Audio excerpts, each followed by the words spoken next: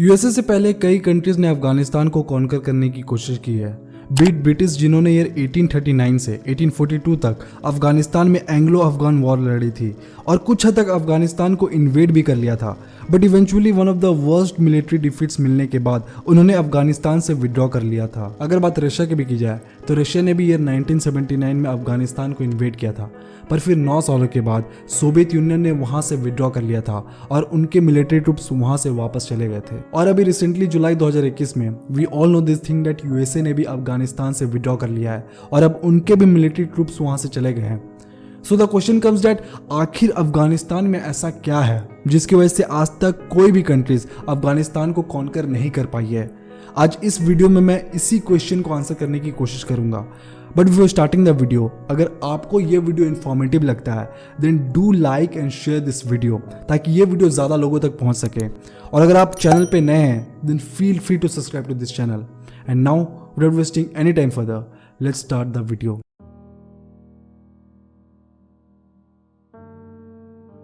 अफगानिस्तान में करीबन 14 ethnic groups और वेरियस ट्राइब्स के लोग रहते हैं और इन्हीं में से कुछ tribes which includes Uzbeks, Tajiks और पश्तून्स, ये ट्राइब्स मोस्टली अफगानिस्तान के बॉर्डर्स पे रिसाइड करते हैं, जिसमें से अफगानिस्तान का 50% पॉपुलेशन पश्तून्स का ही है, which makes them A majority group in Afghanistan. But वहीं अगर दूसरी तरफ देखा जाए तो 2/3 ऑफ पश्तून पॉपुलेशन अफगानिस्तान की नेबरिंग कंट्री पाकिस्तान में रहती है, which makes the Pashtun group a minority in Pakistan. Just keep this thing in mind that जब भी मैं पश्तून बोल रहा हूँ I'm actually referring to Taliban, क्योंकि तालिबान में मेनली पश्तून कम्युनिटी के लोग ही बिलोंग करते हैं। Now coming back to the point, Afghanistan और पाकिस्तान एक दूसरे के साथ बॉर्डर शेयर करते हैं जिसे ड्यूरेंट लैंड भी बोला जाता है।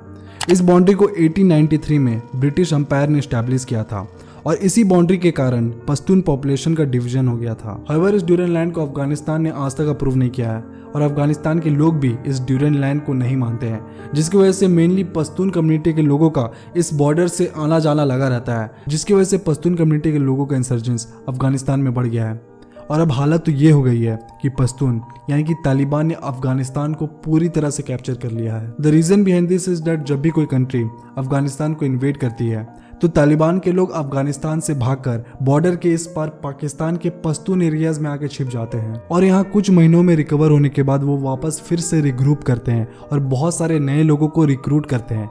और जब वो फाइनली बहुत सारे लोगों को रिक्रूट कर लेते हैं तो वो वापस अफगानिस्तान चले जाते हैं लड़ाई करने के लिए। And this cycle has continued for decades and this is also one of the primary reasons कि क्यों आज तक कोई भी तालिबान को हरा नहीं पाया है। इसके साथ साथ ड्यूरेंट लैंड के माउंटेन एरियाज में होने के कारण इस बॉर्डर को पेट्रोल करना बहुत ज्यादा मुश्किल है और इसी की वजह से अफगानिस्तान में इस बॉर्डर के थ्रू टेररिस्ट, ड्रग्स या फिर पैसे स्मगल किए जा सकते हैं और किए जाते भी हैं, which has made this Durand line as one of the most dangerous borders in the world. Apart from this, अगर जियोग्राफिकल फैक्टर्स की भी बात की जाए तो अगर आप अफगानिस्तान को देखोगे तो ये देश चारों तरफ से दूसरे कंट्री से घिरा हुआ है, which includes Iran, Turkmenistan, Uzbekistan, Tajikistan, China and Pakistan. और इसकी वजह से किसी भी देश को अपने मिलिट्री ट्रूप्स अफगानिस्तान में पहुंचाने के लिए they need the cooperation of at least one of 6 countries that borders it. And even if अगर कोई कंट्री अफगानिस्तान के बॉर्डर्स को क्रॉस कर भी लेती है तो इसके बाद भी उनको बड़े बड़े माउंटेन्स का सामना करना पड़ता है। जिन लोगों को नहीं पता तो मैं आपको ये बता दूं दैट अफगानिस्तान में 75% से भी ज्यादा लैंड माउंटेन्स कवर करते हैं, which includes Hindu Kush mountains. These mountains are considered as one of the largest and tallest mountains in the entire world, which makes this country extremely isolated from the rest of the world and also extremely under populated. ये mountains Afghanistan के लिए एक wall की तरह काम करते हैं because in mountains को पार कर पाना बहुत ज्यादा मुश्किल है, which keeps the invaders out of the country. In fact इन बड़े बड़े माउंटेन्स की वजह से यहाँ की डिफरेंट कम्युनिटीज भी एक दूसरे से अलग रहती है।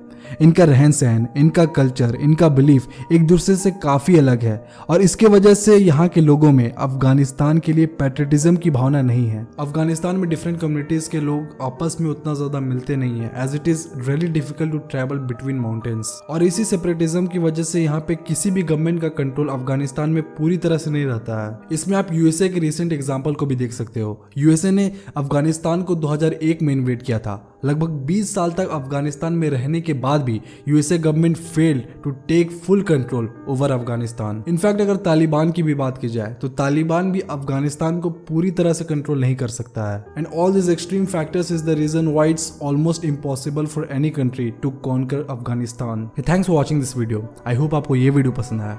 And now watch this next video जहाँ पे मैंने बात किया है डेट आखिर तालिबान है कौन, तालिबान की हिस्ट्री क्या है, तालिबान का मोटिव क्या है। और अगर आपको तालिबान के बारे में जानना है then I genuinely believe that आपको ये वीडियो ज़रूर देखना चाहिए। So do watch the video. And now until next time, be the change.